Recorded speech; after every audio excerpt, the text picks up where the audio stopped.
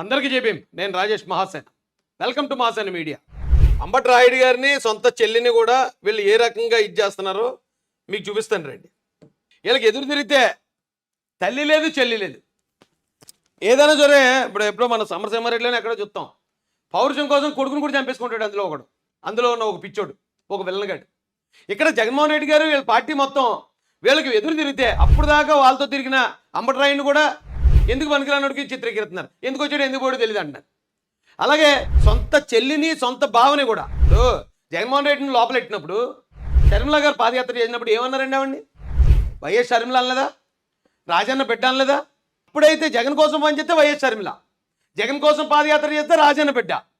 ఒకవేళ ఆవిడ కోసం కనుక ఏదైనా పార్టీలో చేరితే వైఎస్ కాదటండి ఇంటి పేరు, ఏదో చెప్తున్నారు ఇంటి పేరు. ఇటు చూడండి, ఈ పకోడీ గాడు, డెప్పు కటింగ్ గడి, మిస్టర్ బీన్ రెడ్డి. ఈ మిస్టర్ బీన్ గాడు జగన్మోహన్ రెడ్డి ఇంట్లో భావని చెల్లిని కూడా ఘోరంగా దూషించాడండి. షర్మిలమ్మరెడ్డి ఎంత మాట అన్నాడు ఈ వీడియోలో మీకు చూపిస్తాను. అయినా జగన్ రెడ్డికి మీకు కోపం రాదు, ఎందుకంటే ఆ మాట ఆయనే అనిపించాడేమో. అయినా సజ్జల రెడ్డి కోపం రాదు, ఎందుకంటే ఆ మాట సజ్జల రెడ్డి అనిపించాడేమో. ఎవడో కన్నేసిన దాన్ని నువ్వెలా పెళ్లి చేసుకుంటావు అనిల్, బ్రదర్ అనిల్ అని అడుగుతున్నాడు. అంటే షర్మిలమ్మ గారి మీద ఎవడో కన్నేసాడట, ఆవిడ్ని అనిల్ అని చేసుకున్నాడు. ఎంత ఘోరం అంటే ఈడన్న మాట చెప్పడానికే నా మనసు ఆందోళన పడుతుంది, ఒక ఆడ కూతురు గురించి అలా మాట్లాడడానికి. కానీ నా కొడుకులకి అసలు ఏ వరుస వావి వరుసలు లేవు, ఆడమగ తేడా తెలీదు, లేచిని ఎలా పడితే అలా మాట్లాడతారు. సైకో నా కొడుకులు అందరూ ఉన్నారు వైసీపీలో. ఈడేం మాట్లాడాడు చూడండి ఒకసారి.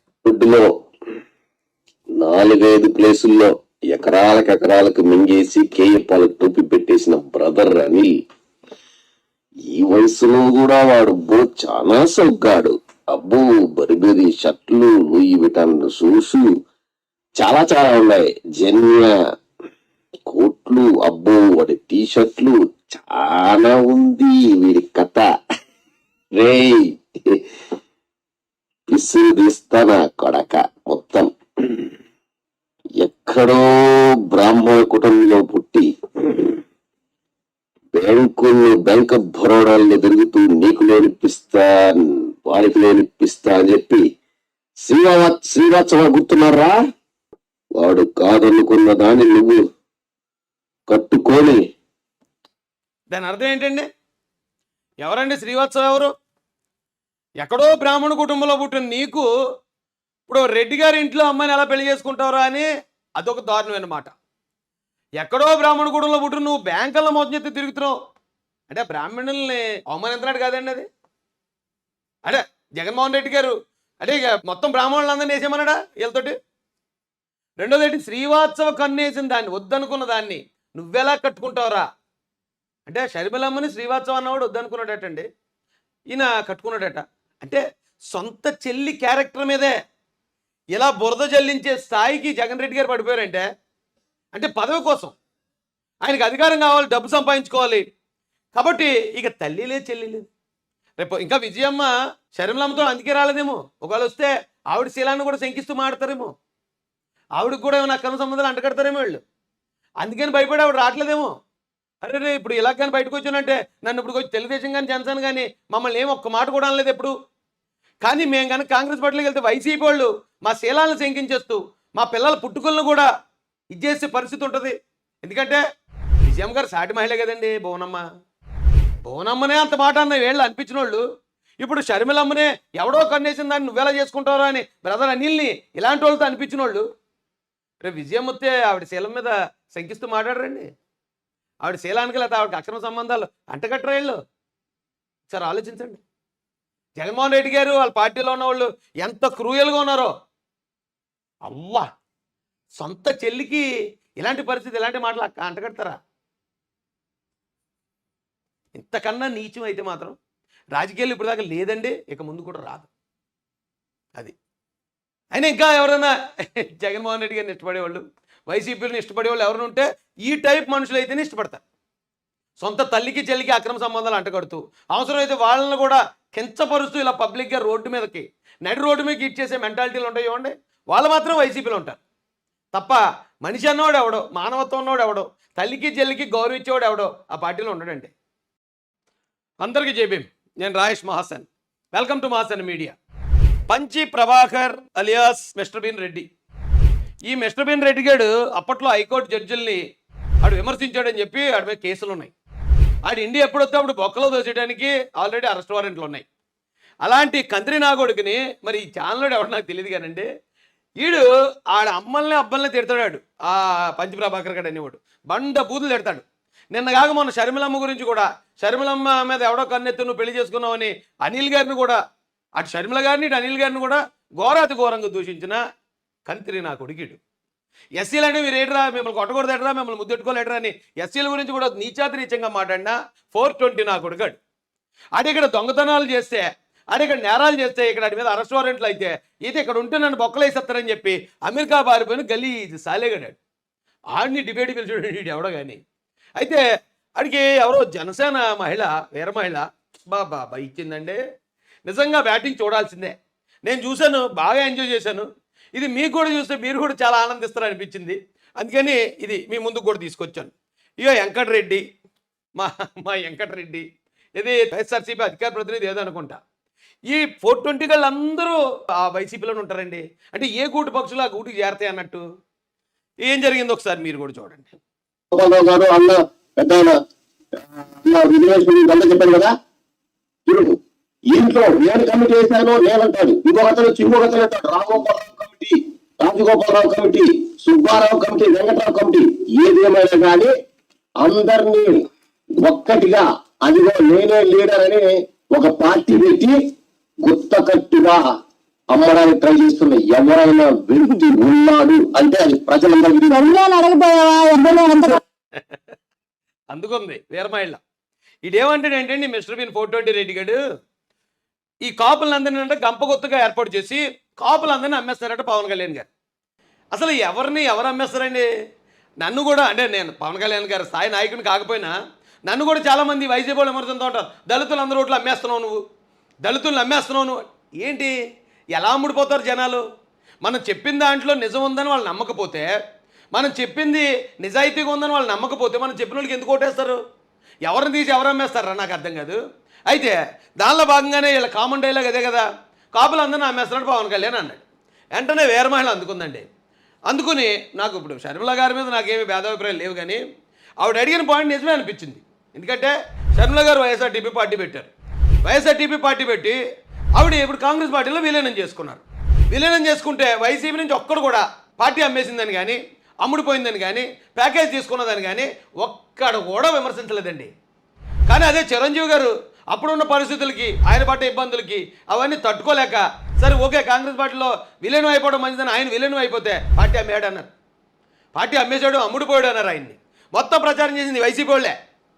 ఇప్పుడు పవన్ కళ్యాణ్ గారు ఆయన పార్టీ ఆయనకే ఉంది, జనసేన పార్టీ అధినాయకుడు ఆయన తెలుగుదేశం పార్టీతో పొత్తు పెట్టుకుని ఆయన తెలివిగా వ్యవహరించి పొత్తుకి అవతలను కూడా ఒప్పించి ఇప్పుడు కొన్ని సీట్లలో పోటీ చేసి, అలాగే కొన్ని పోర్ట్ఫోలియోలు ఆయన నమ్ముకున్న వాళ్ళని, ఆ వర్గాన్ని నిలబెట్టాలని ఆయన ప్రయత్నం చేస్తుంటే ఆయన అమ్మేసాడట. అదే అడిగింది ఆ వీర మహిళ కూడా. మరి షర్మిలమ్మ ఎందుకు అమ్మేసింది పార్టీ అని అడిగింది. ఒకసారి వినండి మీరు కూడా. వ్యక్తి ఉన్నాడు అంటే అది ప్రజలందరికీ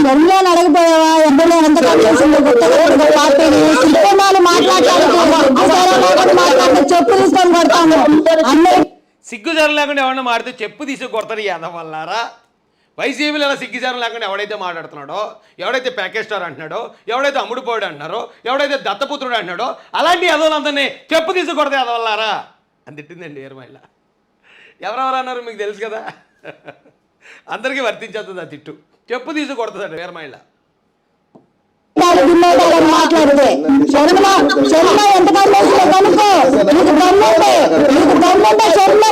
సిగ్గు లేకుండా పార్టీ విలీనం చేసింది కదా, విలీనం చేసింది కదా, కనుక్కున్నావా? ఎంత అమ్ముడుపో చిల్లర మాటలంతా మాట్లాడతారు. చిల్లర రకాలు కాపులు అమ్ముడుపోయే వాళ్ళ కనపడుతున్నారా? చెప్పు. కాపులు అమ్ముడిపోయే వాళ్ళ కనిపించారా అని మంచి పాయింట్ అడిగిందండి ఆవిడ. నిజమే కదా, ఎవరో ఒకరు వచ్చి అమ్మేస్తే అమ్ముడిపోయే అంత చీప్గా, అంత తేలిగ్గా, అంత చులకనగా కాపులు ఉన్నారా వైసీపీ పార్టీ వాళ్ళకి అడుగుతున్నాను నేను. ఆవిడ అదే అడిగింది. ఎవరో అమ్మేస్తే అమ్ముడిపోవడానికి ఈ కాపు జాతి అమ్ముడిపోయే జాత, మమ్మల్ని ఎందుకురా మీరు ఇంత అవమానకరంగా మాట్లాడుతున్నారు, అసలు మీరెందుకురా మా గురించి బాధపడుతున్నారు, మీరేమన్నా మాకు పుట్టారా అన్నట్టు అడిగిందండి ఆవిడ. అసలు ఈవిడ అడిగే మాటలు కాదు సమాధానం చెప్పలేక పిచ్చుకొక్కలా బాబోమని అరిసి అక్కడి నుంచి లేచి పారిపోయాడు ప్రభాకర్ గారు ఎవరో మిస్టర్ బిన్ రెడ్డి గారు ఆడే అసలు బూత్ స్టార్ ఆడు నోరిపితే బూతులో అవుతాయి అడిగి. కానీ ఈవిడ అడిగిన పాయింట్లు కాదు దగ్గర సమాధానం లేదు. సమాధానం లేక అవును కరెక్టే ఇలాగ అడిగేసింది, ఇప్పుడు మనం ఏం చెప్పాలి, ఇప్పుడు మన అలాగేనా అమ్మేసింది అని షర్మిలారెడ్డి గారిని అంటే రెడ్లందరికీ అది డ్యామేజ్ అయిపోతుంది, ఆ రెడ్లందరూ అమ్ముడుపోయే వాళ్ళు అనుకుంటారు, కాబట్టి మన రెడ్లు మనం అనకూడదు, ఒకవేళ ఆవిడ మన పార్టీ కాకపోయినా కూడా. కానీ కాపులు అమ్ముడిపోయారు అందాం, ఎస్సీలు అమ్ముడిపోతున్నారు అందాం, లేకపోతే బీసీలు అమ్ముడిపోతున్నారు, బీసీలు అమ్మేస్తున్నారు పట్టుకెళ్ళి అందాం అని నా కొడుకుల తెలివితేటలు. ఎవడన్నా ఈ వర్గాల నుంచి కాపు నుంచి కానీ ఎస్సీ నుంచి కానీ బీసీ నుంచి కానీ ఎస్టీ నుంచి కానీ మైనార్టీ ఎవడన్నా ఒక లీడర్ వచ్చి వాళ్ళ జాతికి వాళ్ళకి మేలు చేస్తూ ఒరే మనకి పలానా పార్టీ అయితే మంచి జరుగుతుందిరా బాబు, ఈ వైసీపీ మనల్ని మోసం చేసింది రెండు ఆ పార్టీకి వెళ్దామంటే అమ్ముడిపోతాడు, అమ్మేస్తాడు. ఇది ఈ నా కొడుకుల డ్రామా. చూడండి ఒకసారి ఆలోచించండి పరిస్థితి ఎలాగుందో. వైసీపీ పార్టీకి ఇక్కడున్న ఎస్సీలన్నా బీసీలన్నా ఎస్టీలన్నా మైనారిటీలన్నా కాపులన్నా ఎంత చులకన చూడండి నా కొడుకులకి. అమ్ముడిపోతారా? అమ్మేస్తే అమ్ముడిపోయేంత తెలుగు తక్కువ జాతులు ఇవి.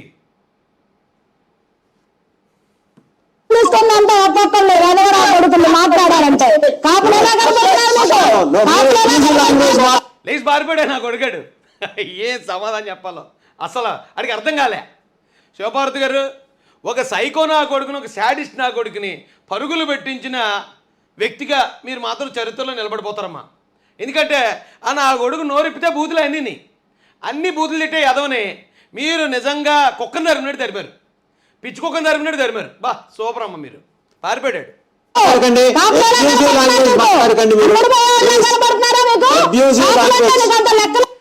మనవాడు ఎవరు యాంకర్ ఎవరన్నా అబ్యూజింగ్ వర్డ్స్ మాట్లాడికండి, అబ్యూజివ్ అడిగా. అసలు నువ్వు పిలిచినోడు ఎవడయా? నువ్వు పిలిచినోడు మాట్లాడు భాష ఎప్పుడైనా విన్నావా? నువ్వు ఎలా అటువంటి పిలుస్తావా నువ్వు అసలు డిబేట్కి? పిలిచిందే ఒక బూతు బొగడాగాడిని, ఆ బొగడాగాడిని పిలిచి ఆయన్ని గట్టిగా ఎవడు తగులుకునేటప్పటికి ఎరా నా కొడక కాపులంటే నీకేమైనా అమ్ముడిపోయే వాళ్ళు ఉన్నారా, ఎరా కాపులంటే అంత చులకనగా ఉన్నారు నా కొడక అని ఆవిడ అందుకుంటే ప్లీజ్ అండి అబ్యూజింగ్ వర్డ్స్. ఏట్రా తమ్ముడిది కాదు, ఏట్రా అడిగేవాళ్ళు అడుగుతుంటే ఎవరైనా వాళ్ళని అటాక్ చేస్తే ఆపేస్తుంటారు. వాళ్ళు మాట్లాడినవరా ఆపండి చూడండి ఒకసారి ఆ యాంకర్ బట్ట తిప్పలేడు చూడండి. మరి ఇదే ఛానల్ నాకు తెలియదు.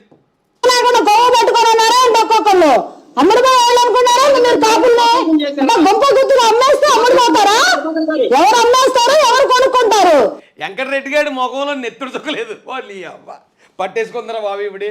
అనవసరంగా ఈ పంచి ప్రభాకర్ గారు మేము మాట్లాడుకునే మాటల్ని అటు బయట మాట్లాడేశాడు. పుసుక్కుమని మేము కామెడీ చేసుకునే వాళ్ళం కాపుల మీద, ఎస్సీల మీద, బీసీల మీద, మైనారిటీల మీద, ఎస్టీల మీద మేము లోపల మాట్లాడుకునేది. ఈ అమ్మాయి అనవసరంగా ఈ పంచి ప్రభాకర్ గారు తాగేసి వచ్చాడు, తాగేసి వచ్చి అనవసరంగా అనిచాడు బయట. ఇప్పుడు ఆవిడ దొరికాడు. కాపులు అమ్మలేతారు నా కొడకల్లారా అని చెప్పి ఇప్పుడు తగులుకుంది. ఏమైపోవాలరా బాబు మా బతుకని వీడి మొఖం చూడండి ఎలా పెట్టాడు కమెడియన్గా వెళ్ళాగా. పక్కా జోకర్ ఫేసు. అన్నిసార్లు ఒకలాగా ఉంటాయి వెంకటరెడ్డి. పిచ్చి పిచ్చిగా మాట్లాడుతూ ఉంటారు. ఎవరు బట్టినా ఆపేస్తున్నాడు చూడండి.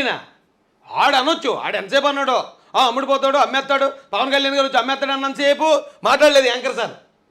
కానీ ఎప్పుడైతే ఇవి గట్టిగా తరుముకుని పెచ్చగొట్టుడు కొట్టడం మొదలెట్టిందో ప్రసాద్ గారు మీరు మాట్లాడండి సార్, ఆవిడ ఆపమనండి సార్ అనవసరం నా ఉద్యోగం పోతుంది సార్, ఇంత గట్టికి ఇప్పుడు అటాక్ ఇచ్చేస్తుందంటే నేనే పిలిపించి వీళ్ళందరూ తొక్క దించేసానంటారేమో సార్. వీళ్ళు కంగారు చూడండి. సప్తగిరి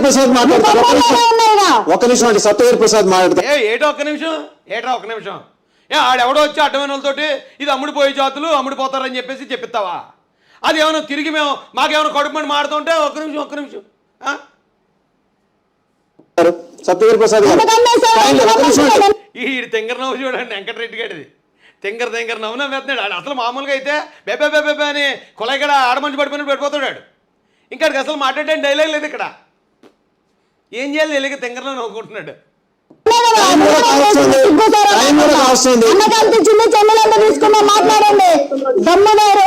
సప్తగిరి ప్రసాద్ గారు ఒక్క నిమిషం సప్తగిరి ప్రసాద్ గారు ఎవరే వెంకటరెడ్డి నిన్నే తిడుతుందిరా బాబు మిమ్మల్ని. ఒరే పనికి మాలిన చిల్లర సంత ఏడ్రా మీరు అంతానని చెప్పేసి నేను తిడుతుంటే నువ్వు అలా నవ్వుతున్నాడు వెంకటరెడ్డి. అంటే వీడు తెలియదట్లేటంటే ఆవిడ తిడుతుంటే నేను నవ్వేసాను అనుకో, అని నన్ను కాదనుకుంటారు జనం. ఎంత కష్టం వచ్చి పడింది వెంకటరెడ్డి నీకు. మిమ్మల్ని మీ పార్టీ వాళ్ళనే చిల్లర నా కొడకలరా అని తిడుతుంది ఆవిడ. తిడుతుంటే సమాధానం చెప్పలేక ఇటు తింగరం అవుతున్నాడండి పాపం. బాబా ఏదో పుల్లోడు చిక్కినట్టు చిక్కేశారు. అయిపోయిందండి. అలా ఇచ్చి పరిగెట్టించిందండి ఆవిడ. నిజంగా అలాగే ఇవ్వాలండి నా కొడుకులకి. ఏంటంటే వీళ్ళ పార్టీలో ఉంటేనే వాళ్ళు జెన్యున్. వీళ్ళ పార్టీ దగ్గర వీళ్ళ కాళ్ళ దగ్గర వీళ్ళు ఏం చేసినా పడుంటే వాళ్ళు అబ్బో వాళ్ళు మంచోళ్ళు. ఎవడన్నా వీళ్ళు తిరిగి అడిగాడా అమ్ముడిపోయేవాడు, లేదా అమ్మేసేవాడు, లేదా ప్యాకేజ్ తీసుకునేవాడు, లేకపోతే ఇంకోటి. ఆ టైపు సెంటిమెంటల్ బ్లాక్మెయిల్ దిగుతున్నారండి నా కొడుకులు. కరెక్ట్ అలా తగులుకోవాలా. ఎవడో అమ్ముడిపోయేవాడు, ఎవడమ్మితే ఎవరు అమ్ముడిపోతాడో అమ్ముడిపోయే జాతులమైన ఆ కొడకలారా అని గట్టిగా తగులుకోవాలండి. తగులుకుంటేనే ఆ నోరు మూసి అలా పరిగెడతారు కుక్కలు పరిగెట్టినట్టు.